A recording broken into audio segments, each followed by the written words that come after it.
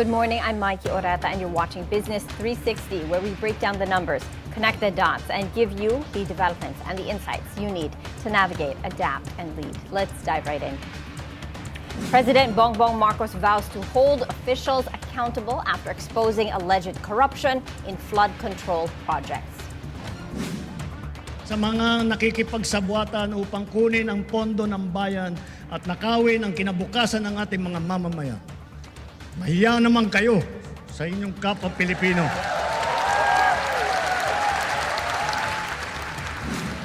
But the president stays silent on online gambling, omitting the controversial issue from his fourth State of the Nation address.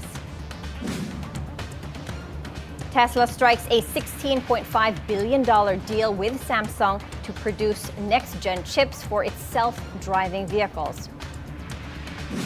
And later on, we speak with Dan Lachica, the president of the Semiconductor and Electronics Industries in the Philippines, on how U.S. tariffs could impact chips and electronic parts made in the country. Let's take a look at how global financial markets moved overnight as investors digested new trade policy and as they watch for central bank signals. Wall Street closed mixed in a choppy session as traders reacted to the newly announced trade deal between the U.S. and the European Union. Some analysts say U.S. markets are now extremely overbought, warning of a possible 5 to 10% correction after months of strong gains. Markets are also on edge ahead of this week's Federal Reserve decision, with rates expected to hold steady despite growing political pressure from President Donald Trump to start cutting. The President and EU Commission Chief Ursula von der Leyen recently unveiled a new trade framework, slashing EU import tariffs by 15% in a bid to reset transatlantic ties. This is a bazooka week for data, whether we're talking about economic data or we're talking about earnings of some of the Magnificent Seven. There's going to be a lot of news that this market has to digest. Overall, in terms of earnings, so far we're seeing earnings beat, but that's because analysts had significantly lowered their numbers, so the bar for beating is pretty easy. We still expect the market in general, the companies, to actually beat earnings, and we are expecting the majority of the tech companies to beat expectations. The Dow Jones Industrial Average slipped 0.1%. The S&P 500 held steady with a slight upward bias, and the Nasdaq climbed 0.3%. Over in Europe, the UK's FTSE ended lower by 0.4%. Germany's DAX lower by 1%, and France's CAC 40 lower by 0.4%.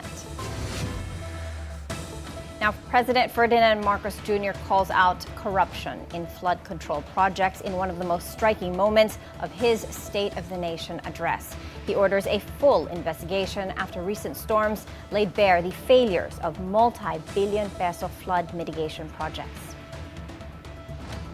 Kamakailan lamang, nag-inspeksyon ako sa naging epekto ng habagat ng bagyong Krising, Dante at Emong. Kitang-kita ko na maraming proyekto para sa flood control ay palpak at gumuho. At yung iba, guni-guni lang. Huwag na po tayo magkunwari. Alam naman ng buong madla na nagkakarakit sa mga proyekto.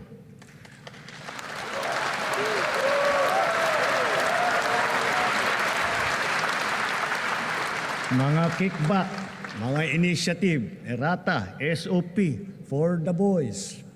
Kaya sa mga nakikipagsabwatan upang kunin ang pondo ng bayan at nakawin ang kinabukasan ng ating mga mamamayan, mahiya naman kayo sa inyong kapwa Pilipino.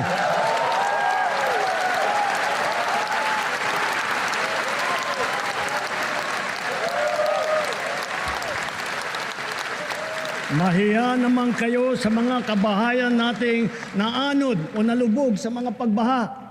Mahiya naman kayo, lalo sa mga anak natin na magmamana sa mga utang na ginawa ninyo na binulsan nyo lang ang pera.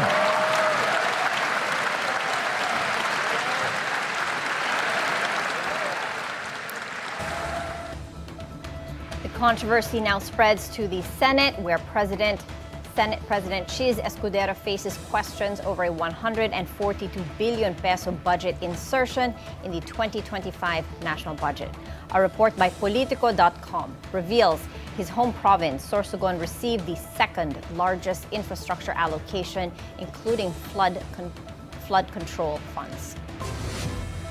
As the flood control controversy brews, another void looms large, a resounding silence about the ICC and the impeachment trial in PBBM's fourth State of the Nation address. Last week, the Supreme Court declared the articles of impeachment against Vice President Sara Duterte unconstitutional, a ruling the House of Representatives now plans to appeal. Meanwhile, former President Rodrigo Duterte remains in ICC custody, and neither issue was mentioned during the SONA. In an interview on BNC's Agenda, Representative Laila De Lima says that the president showed strength on certain issues but missed the chance to speak up. Dapat may sinabi siya, kahit ilang sentence lang, tungkol sa accountability. He need not really point out yung mga naging mali dun sa desisyon ng Supreme Court. He need not call out the Supreme Court for that decision na medyo disappointing sa marami. But at least he could have really highlighted, stressed the significance, the importance of accountability and the mechanisms of accountability. And of course, the ICC. Again, the ICC case, ICC is the mechanism of accountability also. So he could have he could have mentioned the principle of accountability in relation to the ICC case, in relation to the impeachment case. And while the president skipped mention of the ICC and impeachment, another hot-button issue was left hanging: online gambling. President Bongbong Marcos outlined policies on agriculture, education, and corruption, but offered no direction on the future of this multi-billion peso industry. Online gaming has come under fire for its social impact, but the SONA gave no indication whether the administration plans to regulate or shut it down. Operators were left in limbo, while critics pushed for a crackdown. Finance Secretary Ralph Recto has warned against an outright ban, saying it could deepen the budget deficit. Instead, he's pushing for tighter controls and higher taxes. PAGCOR data shows online gambling now out-earns traditional casinos, with industry leaders warning that uncertainty could drive the sector underground. And while policy questions linger, a power play was brewing behind the scenes. A quiet struggle unfolded within Malacanang, not between political rivals, but between the president and the first lady. Sources say that the first couple backed opposing candidates for Senate president. Pierre Pastor has the details. The first couple allegedly split on choice for Senate President in the 20th Congress, backing rival camps inside the palace. President Bongbong Marcos was reportedly more in favor of Senator Tito Sotto, but First Lady Liza Araneta Marcos was said to be more supportive of Senator Chis Escudero. According to an insider source from Politico.com, PBBM became somewhat disillusioned or disappointed over reports linking Senator Chis to alleged insertions in the 2025 national budget. Initially, because of the president's blessing, Tito Sotto gained more support for the Senate leadership. But at a certain turning point, a face-to-face meeting with the president was reportedly requested, but PBBM declined. Backroom negotiations like these were said to be conducted through emissaries. PBBM even had to appoint a new political liaison officer to replace former PLO Mark Mendoza, who resigned in May. Without such emissaries, the president's involvement in Senate affairs would not be possible. But in the end, he fully distanced himself from the matter. As a result, the momentum for a possible change in Senate leadership faded. As a sign of statesmanship, both Escudero and Sotto voted for each other. Escudero secured 19 votes while Sotto received only 5. He and Senators Riza Hontiveros, Panfilo Lacson, Loren Legarda, and Juan Miguel Subiri became the new minority bloc. A According to analysts, the near shift in Senate leadership suggests that Escudero's hold on his position may not be very strong.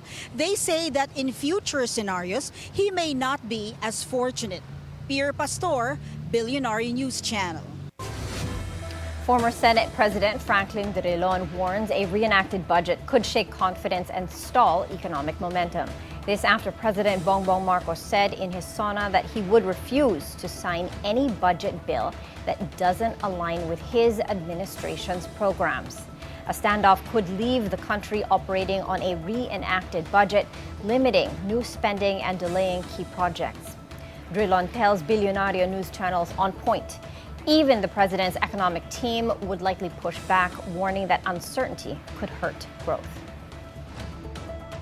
The economic managers will frown at that. They're never comfortable correctly with the reenacted budget. I would not advise that you we go on a reenacted 2025 budget, because the present budget, if you reenact it in 2026, you'd have the same baggage and the same insertions that this budget is famous for. So I would recommend that those items which are not in the National Expenditure Program, which were inserted, the President said, I will veto in effect. Yeah. And that's a challenge, Yeah. veto it. Drilon also distinguishes between ethics and law, saying a budget insertion may be immoral, but is not illegal, a nuance that could resurface as Congress debates the 2025 spending plan.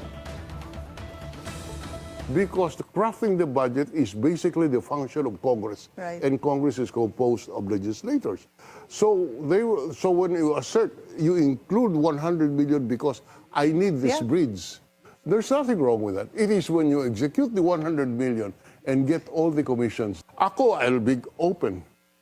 I built roads, I built the Esplanade, I built convention centers in Iloilo. This all came from my pork barrel. But I'm open about it. Oh, here's my pork barrel. So people know what you did. So it's a question of, talagang it's that easy. As I repeat, Pinky, I do not know the 142 billion for a fact that has been inserted. But you ask me how it could be done in the BICAM. The Philippine Deposit Insurance Corporation, or PDIC, is putting nearly 100 distressed properties on the auction block through electronic public bidding. Interested buyers can submit bids through PDIC's e-bidding portal from 9 a.m. on August 27th to 1 p.m. on August 28th. Bids will be opened that same afternoon. On offer, dozens of vacant residential lots, agricultural land, and other real estate located across multiple regions. These aren't just leftover assets, they reflect how the PDIC is cleaning up after failed banks and corporate collapses.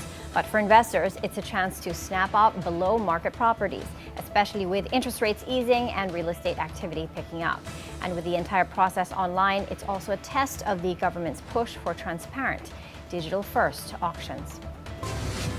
On another front, storms and monsoon rains last week deal a heavy blow to Philippine agriculture, with damage now pegged at 2.32 billion pesos. The latest bulletin from the Department of Agriculture shows nearly 75,000 farmers and fisherfolk affected, mostly in rice-growing areas. To cushion the impact, the government has rolled out over 650 million pesos in aid, including seeds, livestock, and pest control supplies. Loan and insurance programs have also been activated, providing zero interest credit and cash compensation for eligible farmers. But despite the fresh damage, President Marcos didn't address these storms directly in his SONA, focusing instead on broader agricultural modernization. The bigger picture, climate shocks are no longer one-off events. For a country where food inflation and rural livelihoods remain fragile, the real test is whether support systems can keep up with a changing climate and escalating risk. We're taking a quick break. Please stay with us as we dive deep into the numbers and the narratives that matter most to your bottom line.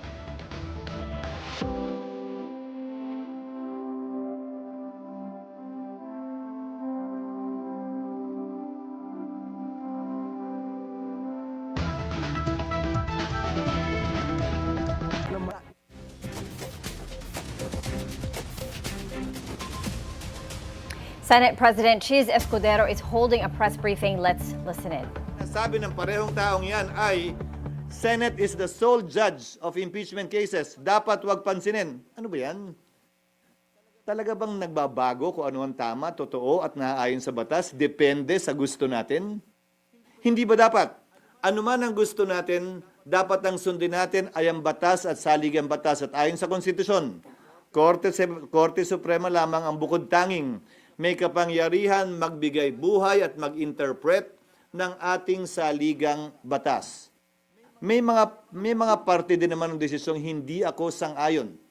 Pero kung babasahin natin ang lubusan, kabilang yung mga separate opinions, halimbawa, may mga concurring opinion doon na nagsabing hindi daw tatawid ang impeachment complaint sa susunod na Kongreso. Taliwas yan sa aking pananaw, pero ito'y concurring opinion at hindi bahagi ng majority opinion.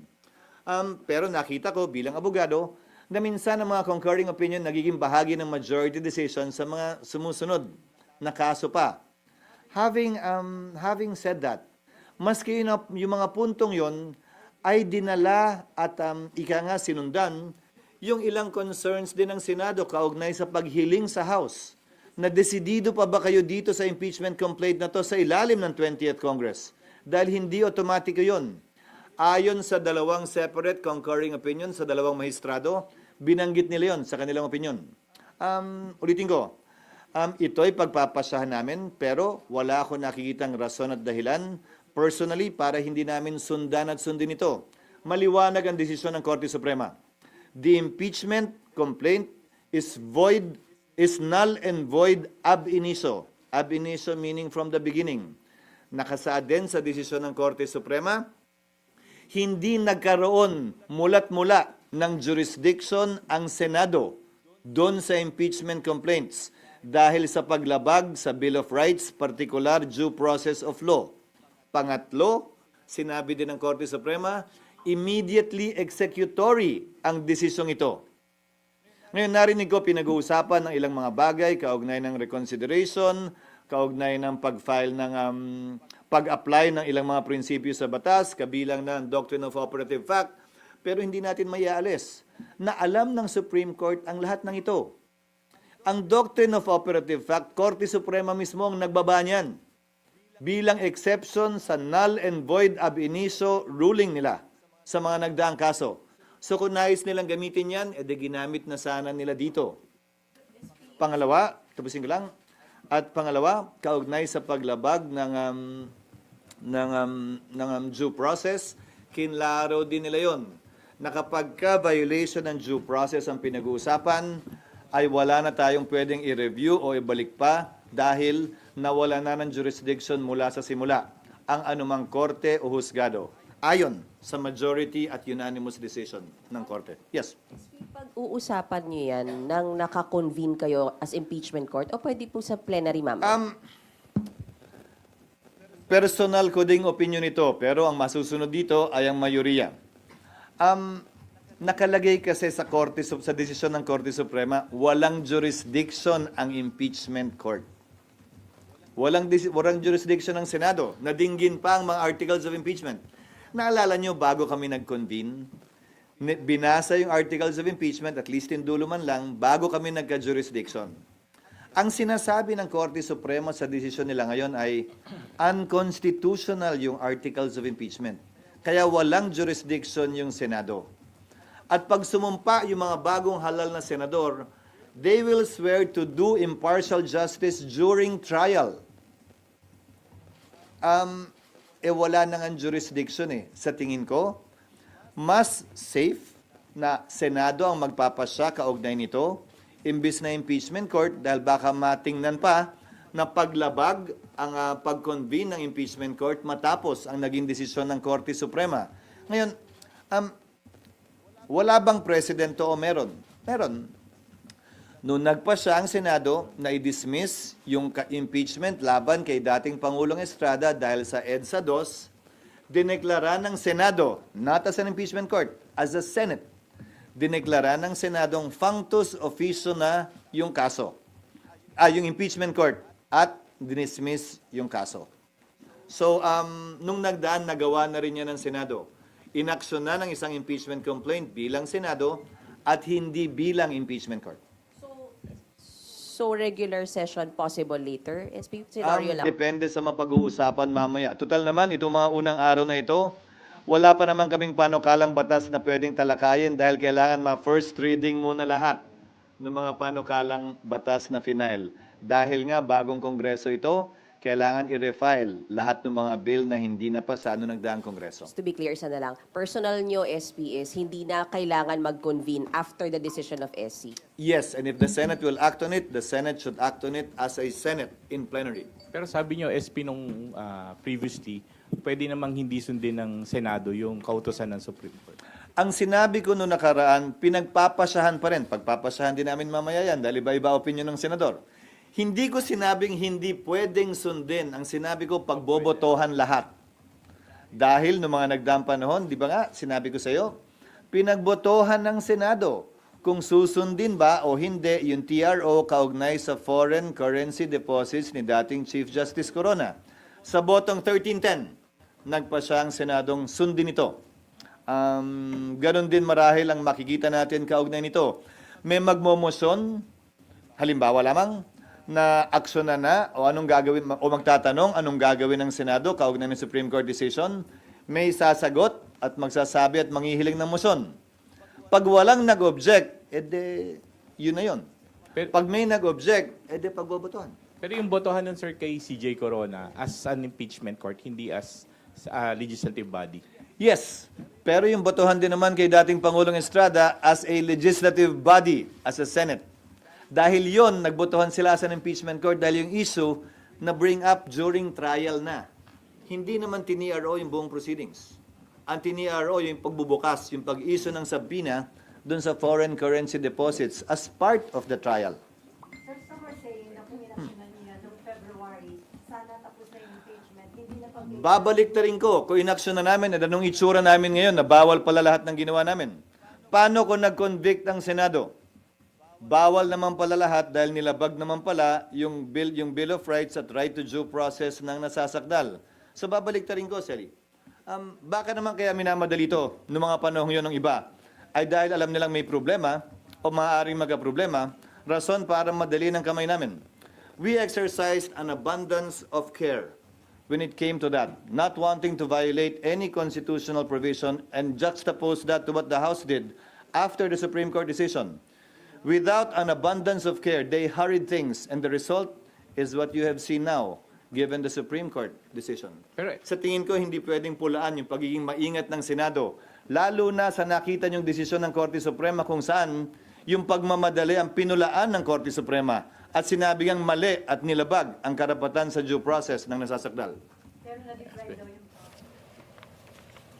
Okay, you are watching reaffirmed Senate President Chiz Escudero give a press briefing about the impeachment case against Vice President Sara Duterte. The crux of the matter, he said that the decision of the Supreme Court is final.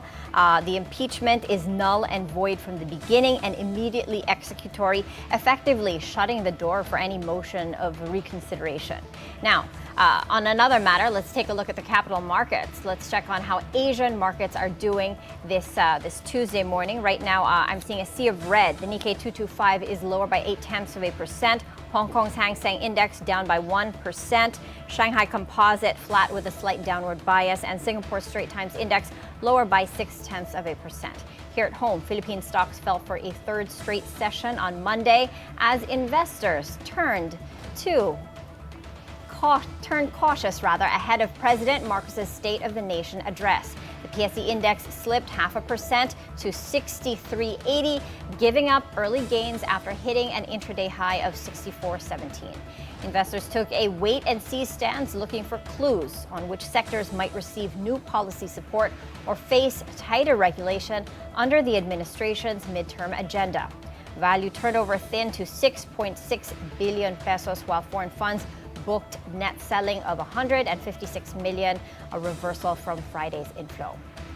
With the SONA now delivered, investors are still looking for clear policy signals, as the speech offered limited guidance on capital markets and made no mention of online gambling despite growing regulatory spotlight. Taking a look at the main gauge this morning, as of 10:30, the PSE index is in the red, lower by 0.4% to 63.54. The broader all shares index flat with the slightest downward bias.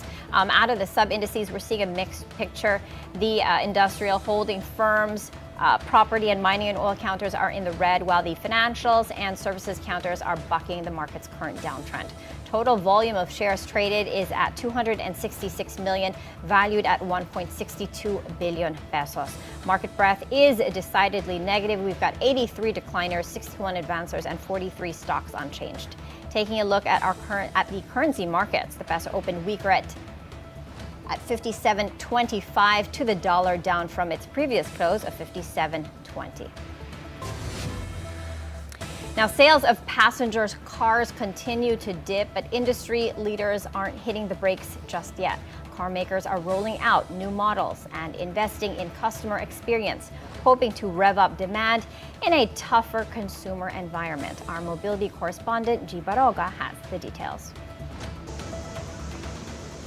Despite all the buzz around electric and hybrid cars, passenger car sales have been slow throughout the first half of the year. Only about 45,000 passenger cars were sold from January to June, down 24% from the same period last year.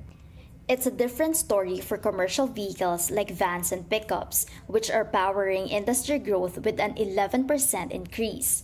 But the slowdown in the passenger car segment has not gone unnoticed.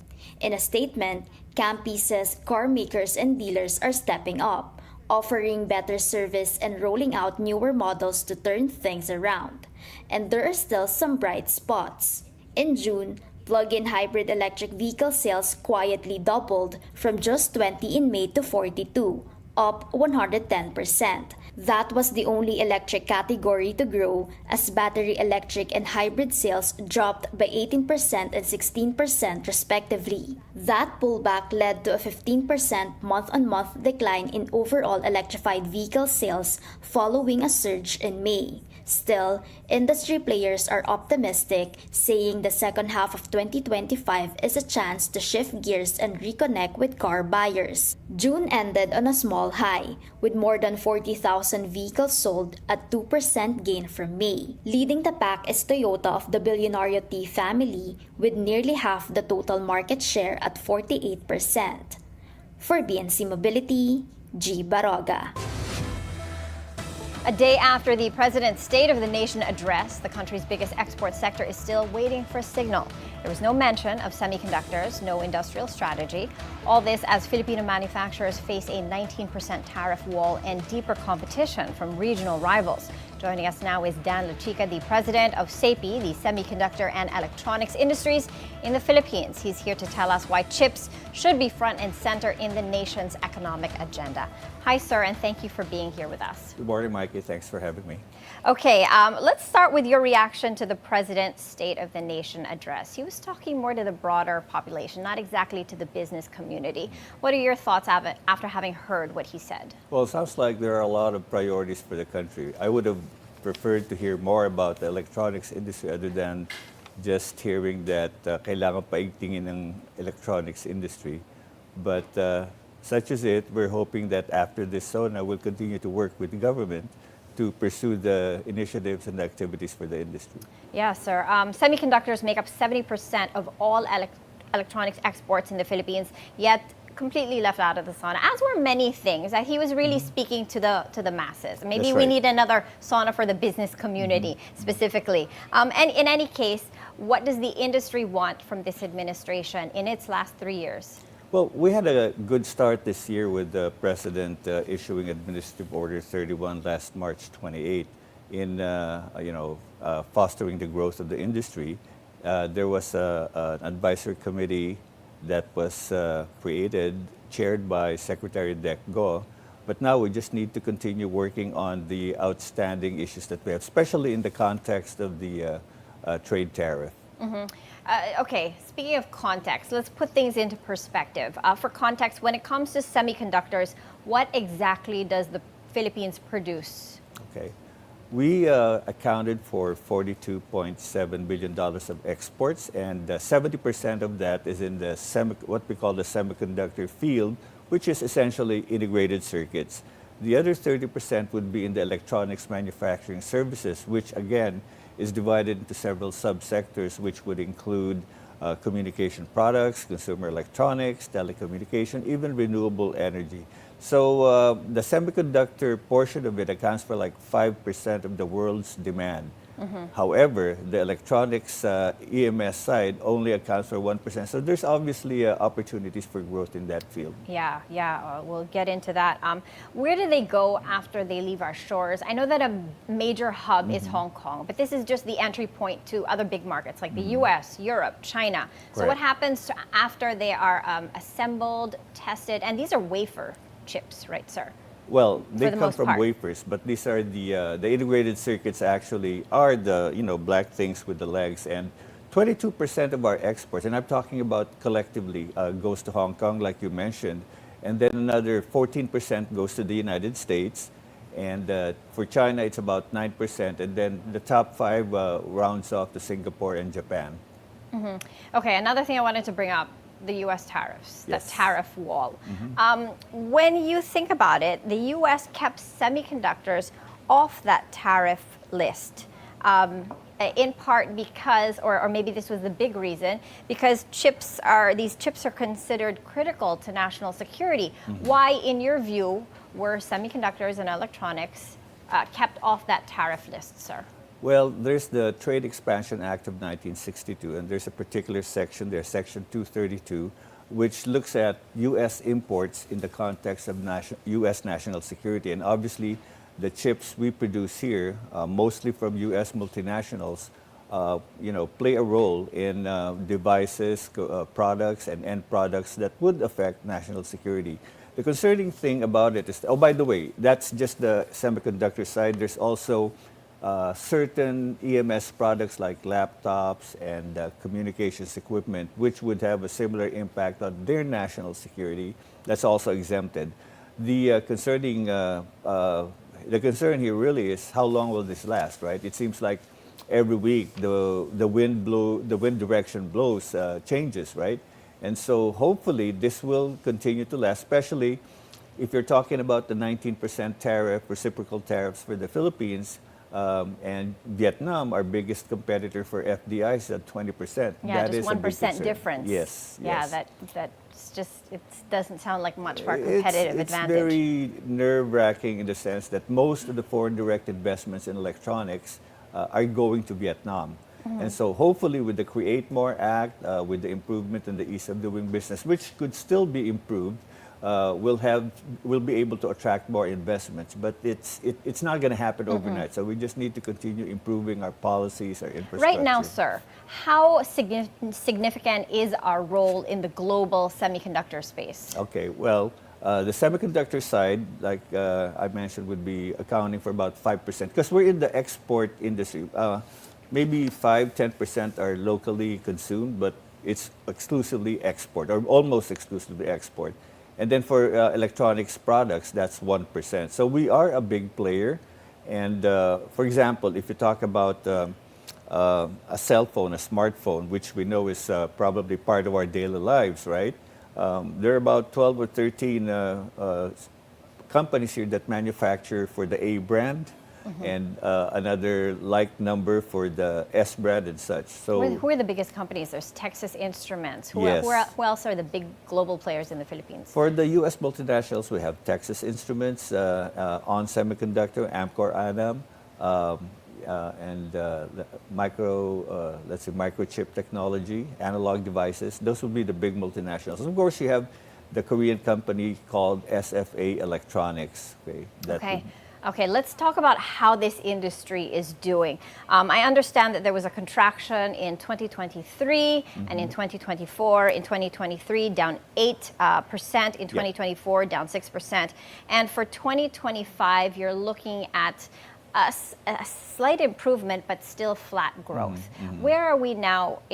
Where's this industry now in as we're in the second half of 2025, sir? Well, the pandemic really wreaked havoc. There was a lot of inventory that wasn't consumed, which contributed to the back-to-back years of contraction. Of course, the geopolitical wars and the economic conditions. We were looking at a conservative flat growth for 2025. There were signs of life, modest growth in Q1.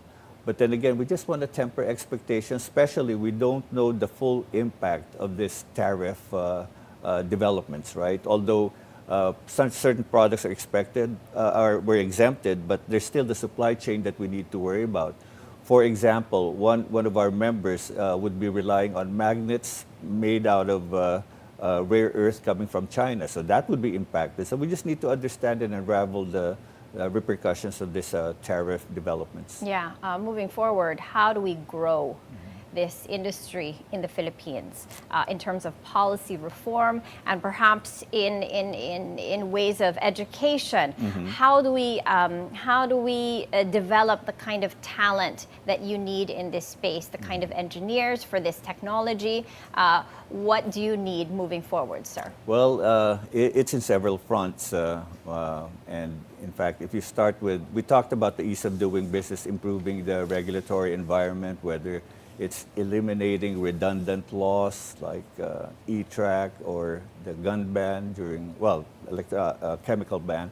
But there's also the technology side. DTI funded the upgraded Semiconductor Electronics Industry roadmap.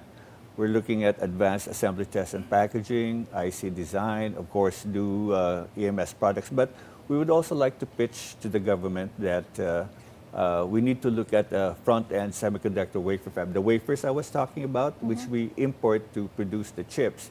I was in the ASEAN Forum, Semiconductor Summit last week, and one of the questions posed was, why is the Philippines left out of the conversation when we talk about semiconductors, where clearly it's because we don't have semiconductor wafer fabs. Everybody and their mother among our ASEAN neighbors have fabs, and we need to take the first step, learning to crawl before we run. So we are proposing to government wafer lab to get us started. And from the business community, you say they want to invest in this space. How can they do this? Well, this is going to be, the wafer lab itself will be, well, we call it a lab, right? It's not going to be the $15 billion flavor or even the $100 million flavor, but it's supposed to be a lab that will support IC design prototype and do R&D and train the talent. Talking about talent, we're working with DepEd and TESDA and CHED to shore up the talents that we need. Because, you know, the interesting thing is, we have needs in the industry, not so much as new investments we are hoping to happen. We're losing them to our neighbors, like I said, to Asian countries who are ramping up their semiconductor activities. So we need to improve the curriculum, we need to improve the technical vocational skills, which actually was mentioned by the President, improving the tech box skills. Yeah, sir, more short term. What's SAPI's short-term playbook to adjust to the different shifts in the environment? Well, we have technical working groups to work with the government advocacies. We continue to work with the education agencies, revamping the curriculum for higher education, shoring up the engineering courses. This Friday, we're going to be talking to Director General Secretary Kiko to talk about the specific skills for technicians. That what happened with the Washington Accord, we ran short on technicians because the engineering technology courses became 4 years when the engineering courses were reduced to 4 years. So what's happened is the engineering technology graduates think they're going to be hired as engineers. Easier said than done. We're still looking for technicians, and that's what we're going to discuss with our Director General from TESDA on Friday.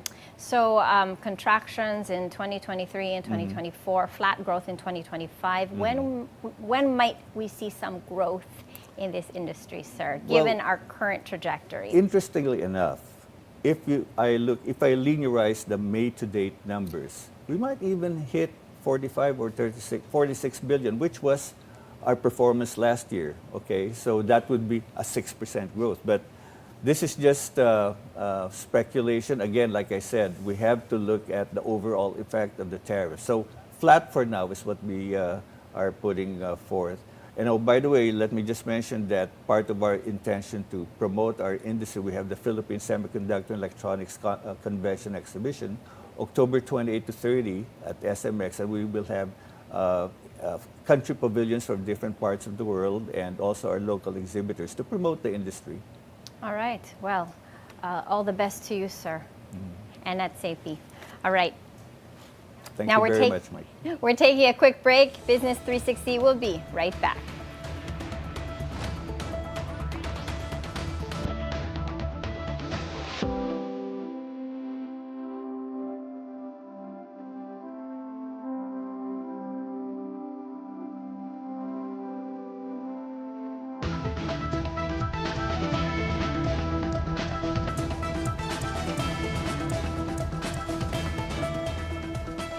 Welcome back. A viral video showing a Nissan Leaf emitting smoke while charging at a Makati dealership is fueling safety concerns just as the shift to electric vehicles gains ground in the Philippines.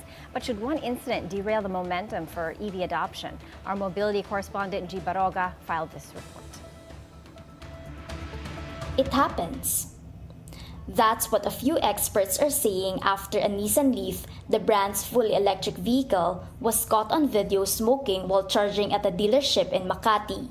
In the clips posted by Anonymous 1190 on Facebook, the car is clearly seen with its hood and doors open and thick white smoke billowing out. In a statement, Nissan Philippines says this is the first time something like this has happened since the Leaf was launched in the country. Right now, they're working closely with local authorities, the dealership, and the vehicle owner to get to the bottom of it. Ulysses Ang, editor-in-chief of CarGuide.ph, says it's too early to say exactly what went wrong, but he reminds that EVs are still considered among the safest vehicles on the road because they have far fewer moving parts than gas-powered or even hybrid cars. The way that makes it different is when the battery undergoes what they call thermal runaway. Once nag-start ng lumihab yan, it's really going to burn until it depletes all the entire battery like fuel. The incident brings up a good question. What happens when an EV catches fire? Ang explains that other countries like the US, Korea, and in Europe already have tried and tested methods for putting out EV fires. I think the issue lang na nangyari sa Nissan is they consumed a lot of the fire extinguishers and yet the leaf still kept on burning. There are technologies out there where you just cover the car in a so-called fire blanket and it actually extinguishes the EV fire. Naturally, the video sparked lots of online discussion, especially with so many people now looking into switching to electric. Jacob Oliva, managing editor of Autocar Philippines, calls the incident unfortunate, but says there's no need to panic. Could have an impact at first, but it will eventually die down because statistically, people will find out that this is just an isolated incident, not an actual common occurrence with EVs. Even the Department of Energy is weighing in. In a statement, Energy Secretary Sharon Garin says this isolated case shouldn't slow down the country's push toward cleaner and greener transport. She also points to EVIDA, the Electric Vehicle Industry Development Act, which sets strict safety standards for EVs and charging stations across the country. The DOE says they're closely monitoring Nissan's investigation and they're ready to require new safety measures if needed. We tried to get a comment from the dealership involved, but they're holding off until the probe wraps up. For BNC Mobility, G. Baroga. President Ferdinand Marcos Jr. names former Court of Appeals Justice Mariflor Punsalan Castillo as the officer in charge of the Office of the Ombudsman, a crucial watchdog role in the country's anti-corruption drive. She steps in following the retirement of Ombudsman Samuel Martires, whose term drew controversy over restricting public access to SALNs and shielding officials from scrutiny. Executive Secretary Lucas Bersamin confirms the appointment, adding that interviews for a permanent replacement will begin after the SONA. Punsalan Castillo has been serving as special prosecutor at the Ombudsman's office since October last year. Under the current law, she may hold that position until 2031 unless a permanent appointee is named earlier. With billions in public funds under scrutiny and multiple budget controversies unfolding, the next ombudsman will play a defining role in restoring accountability and public trust. New Energy Regulatory Commission Chair Francis Juan sets his sights on resetting power rates, which have gone unrevised over a decade, a move that could impact millions of electricity consumers nationwide. In an interview on BNC's At the Forefront, Chair Juan says that the Commission will review whether current rates still reflect the actual costs of providing power and if adjustments are long overdue. He also plans to speed up the approval of power supply agreements to unlock new energy investments and reduce grid congestion. To bring electricity costs down long-term, Juan is pushing for faster permitting, more local energy sources, and closer monitoring of off-grid areas. We depend on imported fuel. So if we are able to develop more and more indigenous sources of energy, then at least we are insulated from any drastic changes in energy prices worldwide. So we have to make sure also that we have enough capacities coming in at the right time. Elsewhere in the world, top U.S. and Chinese economic officials meet in Stockholm on Monday in a crucial round of talks that could reshape global trade flows. The two sides are under pressure to resolve economic disputes before an August 12 deadline. The new tariffs from the Trump administration could kick in. U.S. Treasury Chief Scott Bessent is leading Washington's negotiating team as both countries look to build on preliminary deals signed in May and June. For emerging markets like the Philippines, a breakthrough could ease pressure on exports, currency stability, and investor sentiment, while a breakdown could mean more volatility ahead. And that's it for Business 360. I'm Maiki Oreta. Thank you for joining us, and keep it here on BNC, the Bilyonaryo news channel.